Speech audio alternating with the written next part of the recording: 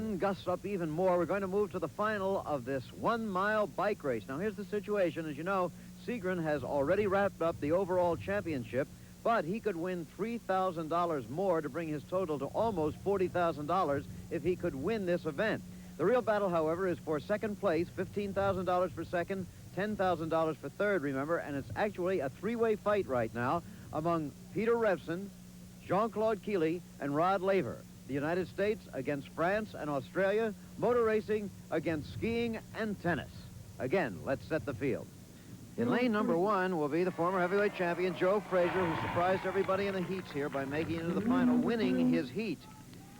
In lane number 2, one of the men fighting it out for second, third, and fourth place here, Rod Laver. Then we have Bob Seagren, who's wrapped it all up, but remember, he could win another $3,000 here if he'd win the race. Peter Revson is in second place at the moment, but he must defend that spot here successfully. Jean-Claude Killy also battling out in that group for second, third, and fourth. Johnny Bench has all the points that he can get. He didn't make it into the final here, remember. He has 26 points, the same as Peter Revson, but as we say, he can't improve on that, and everybody in this race is going to get at least 1 point. So there are all kinds of possibilities. It could be Revson finishing second, tied with Bench. It could be Killy moving up past them. Even Laver could move up past all of them into second. See how it goes. Guns in the air. Okay, this is 4 laps, remember, 4 long laps, 1 mile in all. That was kind of a rough start. Rod Laver going quickly to the front with Bob Seagren. Now remember, Rod Laver, if he could win this, could move past several people and take second place. They're going into the wind there where they slow down visibly. Seagren going for the lead. Here comes Joe Frazier on the outside. Joe Frazier going after Bob Seagren. There goes the former heavyweight champion, whizzing past an Olympic pole vault champion. Look at Joe Frazier. I don't know whether he can last this for 4 laps. Frazier, the leader. Seagren is second, and Laver is dropped back to fourth. Jean-Claude Killy is third and is closing in on Seagren. Joe Frazier all by himself. I have a feeling that somebody's going to close on him before this race is over. Whether they can catch him or not is something else. A tremendous battle for second behind Smokin' Joe, who's really smoking up the track. There you see the relationship between first and then second, third, and fourth, with Seagren running just ahead of Killy, Killy just ahead of Laver.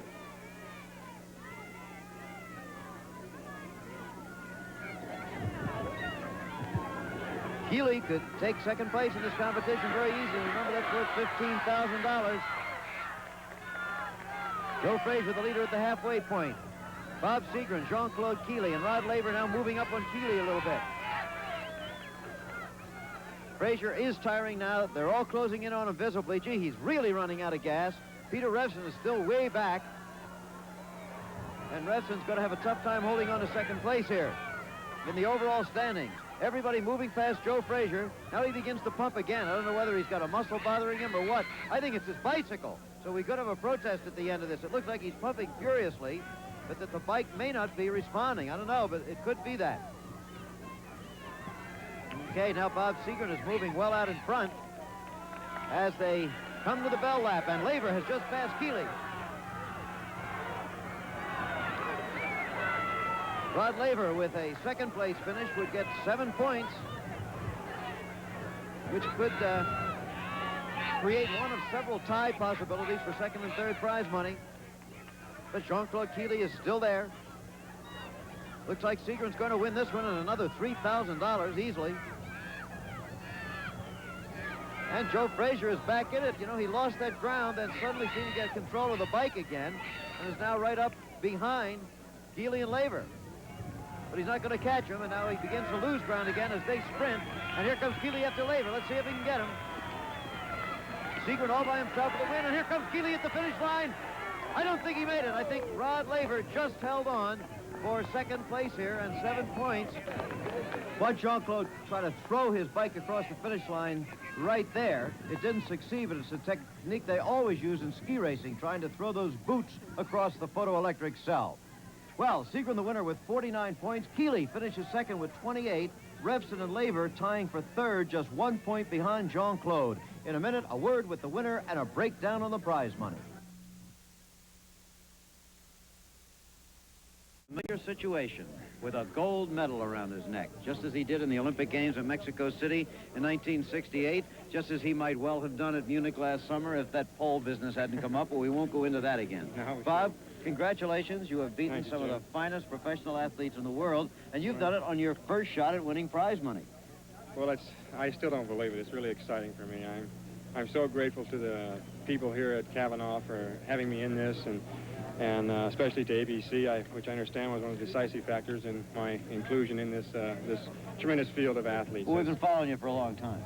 Well, I tell you, I'm just thrilled to be here rubbing elbows with these great athletes, and I think I had an advantage. It was my first time competing for money, and I think I was so psyched up for it and just really excited. How about this? When all the great professional organizations of the world sent their representatives, guess who won? The International Track Association, and hasn't even run a meet yet. When's the first one? March 3rd, we have our first meet in Pocatello, Idaho. Okay, well, Bob, you have won a total of $39,700, plus the $8,500, I understand, is building lot that all of you superstars received as a gift from the people here. It has been a profitable couple of days, almost $50,000. Oh, I don't even want to think about it. My knees are weak now. Okay, again, congratulations to you, Bob. Thank you, Jim. We'll see you on the pro track circuit. Okay. Bye-bye. Bob Seagren, champion of champions. Well, by the next night, Bob Seagren was flying home to California on Cloud 9. Jean-Claude Killy was back in ski country at Burlington, Vermont.